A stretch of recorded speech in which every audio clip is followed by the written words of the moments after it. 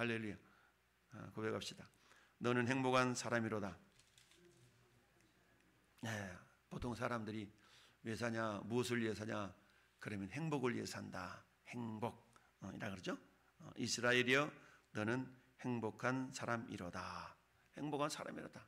하나님께서 이스라엘 향해서 행복한 사람이다 라고 말씀하고 있습니다. 이처럼 이스라엘 백성들이 행복한 사람인 것은 왜 이처럼 하나님이 행복한 사람이 되도록 하셨는가? 뭐니 해도 우리 어릴 때 저 학교 갔다 오면 가방 들고 오면서 집을 향해서 가장 먼저 부르는 소리가 엄마 하고 부르죠. 분명히 집에 어머니가 없는 줄 알면서도 엄마 하고 불렀던 어릴 적 기억이 납니다. 자, 아이들은 어때요? 엄마 품에 있을 때 가장 행복을 느끼기 때문이죠. 그래서 엄마 하고 부르는 것은 어찌 보면 인간의 본능적인 그런 부름일 수도 있겠죠. 하나님은 우리가 행복하기를 원하시다.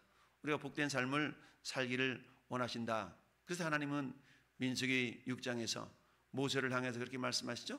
내 형 아론에게 이르기를 하나님께서는 너를 향하여서 은혜 베푸시고 평강 주시고 복 주시기를 원하신다라고 그래라 라고 그렇게 축복하기를 원하셨죠.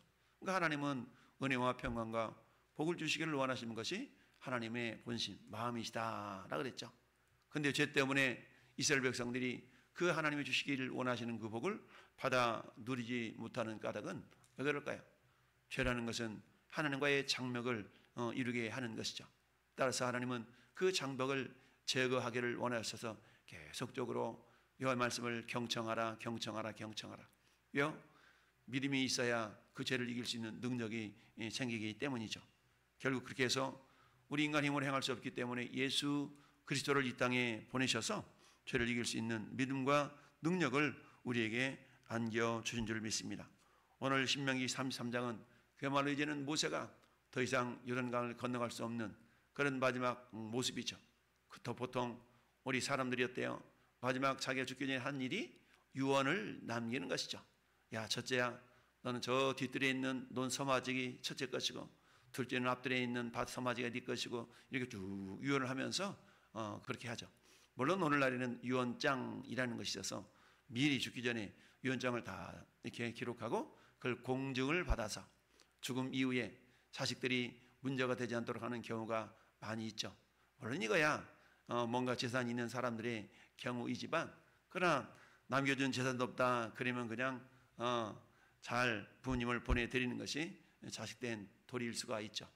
어찌 보면 가진 것이 없이 이렇게 하나님께로 돌아가는 것이 더 복일 수가 있죠. 왜냐하면 많은 경우 유산 상속 때문에 자녀들끼리 정말 싸우고 이런 어떤 소송에 휘말리고 이런 경우들을 많이 보지 않습니까?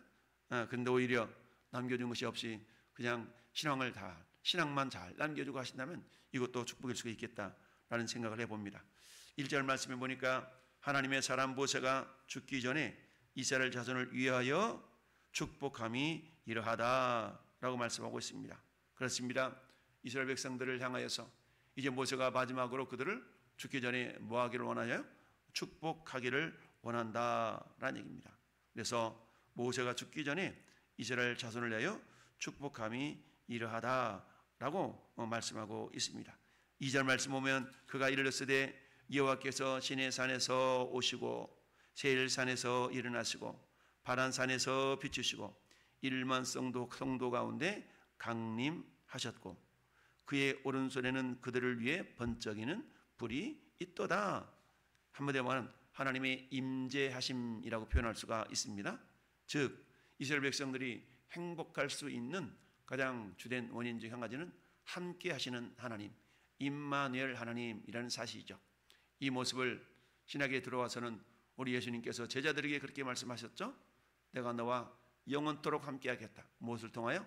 성령을 통하여 그렇다라는 얘기입니다. 이제 모세를 이어서 지도자가 될 여호수아는 어떻습니까? 자기가 의지하고 신뢰했던 모세가 사라져버리면 내가 어떻게 이만의 백성들 이끌지? 라는 두려움 속에 휩싸여 있었습니다. 그때 하나님께서 여호수아에게 하셨던 말씀이 여호수아 1장에 잘 나타나 있죠. 1장 5절에 내 평생에 너를 등에 대적할 자가 없으리니 내가 모세와 함께 있었던 것 같이 너와 함께 있을 것이다. 내가 너를 떠나지 않고 너를 버리지 않겠다 라는 임마누엘의 약속. 이게 어찌 보면 여호수아에게서 가장 큰 위로와 확신이 될 수가 있었던 것이죠. 오늘날에도 마찬가지입니다. 서울에서 자녀들이 저 학교 갔다 오면 유치원 갔다 오면 엄마하고 부르며 오는 것처럼 정말 함께 하시는 하나님, 우리가 안심할 수 있는 까닭은 우리 주님이 내가 너를 떠나지 아니하며 내가 너를 버리지 않겠다 하신 그 약속의 말씀인 것이죠. 그래서 두려워하지 말라, 내가 너와 함께한다. 놀라지 말라, 나는 내 하나님이 됨이니라. 내가 너를 굳세게 하리라. 참으로 너를 도와주리라. 참으로 나의 의로운 오른손으로 너를 붙들어 주리라 라고 주님이 함께 하심과 보호와 안전을 약속하신 것을 봅니다. 따라서 오늘 1절 2절 말씀에서는 임마누엘 하나님, 이스라엘 백성들이 그 누구보다도 행복할 수 있었던 것은 하나님께서는 오시고 일어나시고 비추시고 강림하시고 함께 하시기 때문에 그들이 행복한 그런 민족이요 족속이 될 수가 있다라는 사실입니다. 그렇습니까? 하나님의 임재, 그러므로 그들은 행복할 수밖에 없다. 걱정하지 마. 아빠가 같이 있잖아. 엄마가 같이 있잖아. 라고 어린 자녀들에게 가장 안심하고 행복을 느낄 수 있도록 하는 것은 뭐예요? 함께함이죠. 함께함. 우리 하나님 역시 마찬가지. 모세를 통하여서 12지파를 축복하시면서 하나님께서 그들에게 먼저 하셨던 말씀은 임마누엘, 함께 하시는 하나님에 대한 말씀이었던 것이죠. 따라서 우리는 어떻습니까? 모세가 죽기까지 아이고 나는 이제 죽을 테니까 나는 그냥 아무렇게나 해야지, 이게 아니라 마지막 끝까지 자기 자신에게 맡겨진 사명을 잘 감당하고 그리고 끝까지 그 이스라엘 백성들을 향한 하나님 마음을 전하는 것으로 사명을 다하고 있는 것을 봅니다. 우리가 마찬가지죠. 끝까지 유종의 미를 거두자라는 말을 합니다. 이것은 뭡니까? 우리 성도들을 향한 하나님의 마음일 수가 있죠. 사도 바울은 그 신앙을 세 마디로 표현했다고 그랬죠. 디모데후서 4장 7절 8절에 나는 선한 싸움 싸우고 달려갈 길을 마치고 믿음을 지켰다.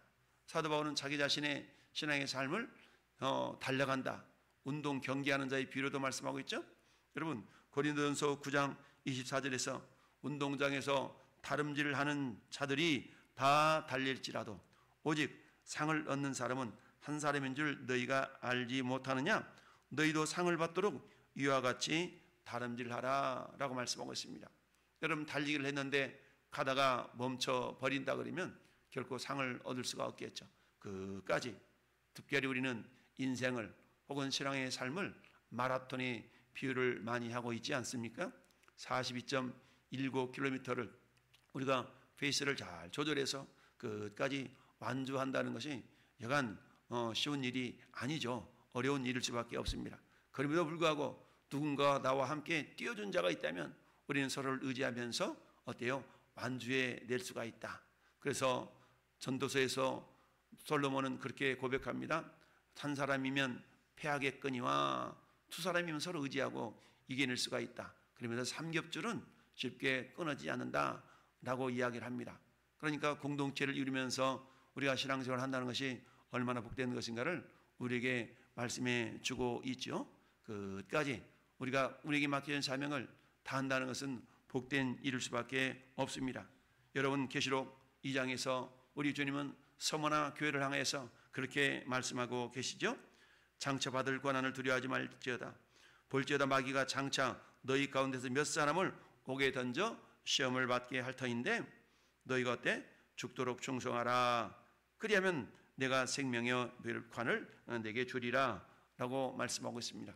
우리의 신앙생활이 순탄한 길만 있는 것이 아니라 때로는 내리막길도 있고 오르막길도 있고 언덕도 있고 골짜기도 있고 그렇다는 얘기입니다. 그럼에도 불구하고 우리가 어때요? 임마누엘 하나님, 함께 하시는 하나님을 신뢰하고 나아갈 때 우리는 끝까지 달려갈 길을 마치고라는 그런 사도 바울의 믿음의 고백처럼 우리들도 역시 마찬가지죠. 나는 선한 싸움 싸웠다. 달려갈 길 마쳤다. 그리고 가장 중요한 게 뭡니까? 달려가기는 달려갔는데 어때요? 그 인생 마지막에 믿음을 잃어버린다면 모든 것을 잃어버리는 것이 될 수가 있잖아요. 그런데 어떻습니까? 믿음을 지켰으니 그렇습니다.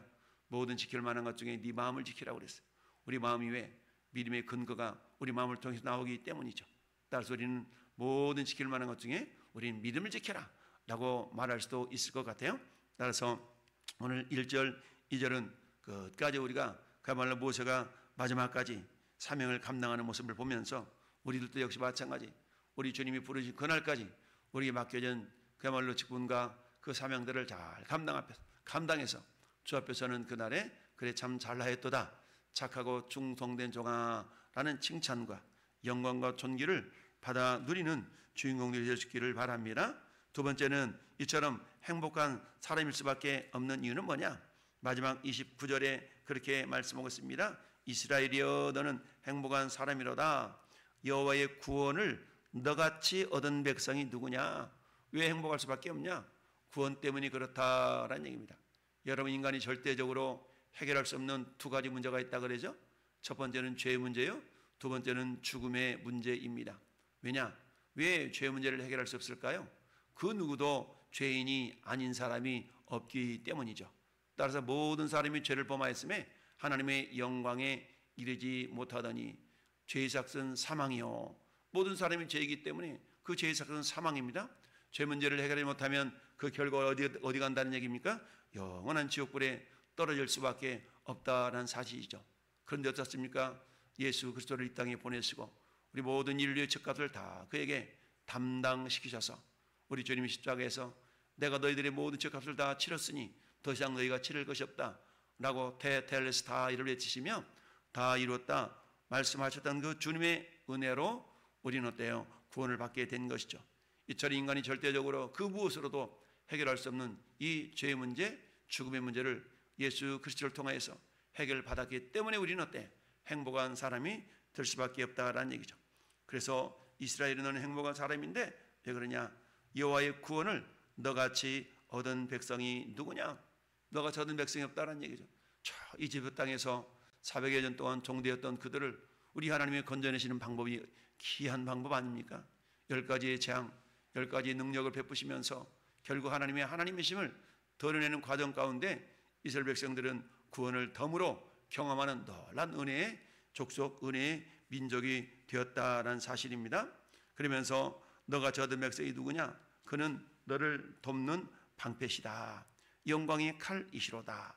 내 대적이 네게 복종하리니 내가 그들의 높은 곳을 밟으리로다.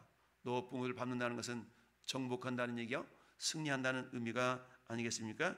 이처럼 하나님께서는 이스라엘 백성들을 구원하시면서 너같이 구원을 얻은 백성이 누구냐? 라고 말씀하고 있습니다. 오늘날에도 마찬가지죠. 우리가 행복할 수 있는 이유는 뭔가? 그것은 하나님 우리를 구원해 내셨기 때문이죠. 그리고 어때요? 구원해 내셔서 남을 나라 하시는 분이 아니라 오늘날에 우리 주님은 성령으로 우리 안에서 우리를 거쳐 삼으시고 내가 너를 떠나지 아니하며 내가 너를 버리지 않겠다라고 말씀하고 있습니다. 그렇습니다. 특별히 장자인 르우벤을 대해서 6절의 축복은 죽지 아니하고 살기를 원하며 그 사람의 수가 적지 아니하기를 원하노다. 하나님 원하시는 것은 뭡니까? 번성하기를 원하신다. 어찌 보면 교회적으로 말한다 그러면 부흥하기를 원하신다라고 말할 수도 있겠습니다. 이처럼 하나님이 원하시면 저나 여러분들이 번성하기를 원하신다라는 이야기죠. 하나님, 그의 자녀들, 그의 백성들, 우리가 하나님의 자녀가 되어진 가장 큰 특권이 무엇이라고 생각할 수 있습니까? 우리가 받은 복은 당연히 임마누엘 하나님, 우리와 함께 하시는 하나님, 두 번째는 우리를 구원하시는 하나님, 그것 때문에 행복할 수가 있어요. 그러나 하나님의 자녀가 된 가장 큰 특권은 저는 3절이라고 생각합니다. 우리 3절만 같이 한번 읽어볼까요? 여호와께서 백성을 사랑하시나니 모든 성도가 그의 수중에 있으며 주의 발 아래 앉아서 주의 말씀을 받는도다. 주의 말씀을 받는도다. 여러분 무엇보다도 하나님의 말씀을 우리가 듣고 받을 수 있다는 사실이 큰 복인 줄 믿습니다. 여러분 많은 세상 사람들이 말씀을 안 받잖아요. 그건 어떻습니까? 주의 말씀은 내 발의 등이요 내 길의 빛이다 라고 말씀하고 있습니다. 여러분 다윗의 시편 16편에서 주의 말씀에 대한 축복을 그렇게 고백하고 있지 않습니까? 영원한 즐거움이 있다, 영원한 평강이 있다라고 고백했던 생명길에 대한 고백을 했던 걸 보게 되죠. 이처럼 우리가 하나님 말씀을 받는다는 것은 그 말씀이 우리에게는 생명이요 능력이 되기 때문이며 주의 말씀은 내 발의 등이요 내 길의 빛이다 라고 말씀하고 있습니다. 여호와를 경외하는 도는 정결하여 영원까지 이루고 여호와의 법도 진실하며 다 의로우니 금곧 많은 순금보다 더 사랑할 것이며 꿀과 송이꿀보다 더 달도다. 시편 19편 9절 10절은 말씀하고 있습니다. 이처럼 하나님의 말씀을 받을 수 있는 특권이라는 것은 세상 사람들과는 달리 우리 믿는 자들에게만 주어지는 놀라운 권세인 줄 믿습니다. 세상 사람들이 그런 얘기합니다. 아우 교회 한번 가봤는데 도무지 무슨 소리인지 알아듣지를 못하겠어. 나하고는 안 맞는가 봐. 이런 사람들의 이야기를 종종 듣곤 합니다. 그러나 어떻습니까? 우리가 하나님의 말씀을 듣고 깨달을 수 있는 믿음과 지혜를 받고 주신다는 얘기는 우리 믿는 사람들에게만 주어진 놀라운 축복의 권세인 줄로 믿습니다. 오늘 하나님께서 이스라엘을 향해서 너희는 행복한 사람이로다 라고 말씀하고 있는 가장 큰 이유는 첫째 구원받고 둘째 임마누엘. 오늘날도 이 영적인 원리는 크게 다르지 않은 줄 믿습니다. 우리가 무엇으로 행복을 느낄 수 있을 것인가? 여러분 많이 가진다고 행복합니까? 그렇지 않습니다. 많이 가진 것으로 행복한다고 왜 많이 가진 자들이 자살해 죽고 그렇습니까? 그렇지 않죠. 아무리 명예가 있는 권세가 있은들 그것으로 행복한 것이 아니라 오직 예수 그리스도를 통하여서 우리가 진정한 행복을 누리게 될 줄로 믿습니다. 여러분 17세기에 저 프랑스 파리의 유명한 과학자이며 철학자이며 교수였던 파스칼이 그런 위대한 이야기를 했다 그러죠. 인간의 마음속에는 커다란 구멍이 있는데 이 커다란 구멍은 세상의 그 어떤 것으로도 메울 수가 없다. 오직 그 구멍을 메울 수 있는 것은 예수 그리스도 즉 하나님밖에 없다라는 고백을 했던 걸 우리가 들을 수가 있는데요. 오늘도 우리는 어때요? 그 큰 구멍을 주님의 사랑으로 주님의 말씀으로 가득 채워서 주님이 우리 안에 함께 하시면 우리가 믿고 우리는 행복한 사람이구나 라는 그 행복을 느끼며 누리며 나누는 복된 인생들이 될 수 있기를 예수님의 이름으로 축원합니다.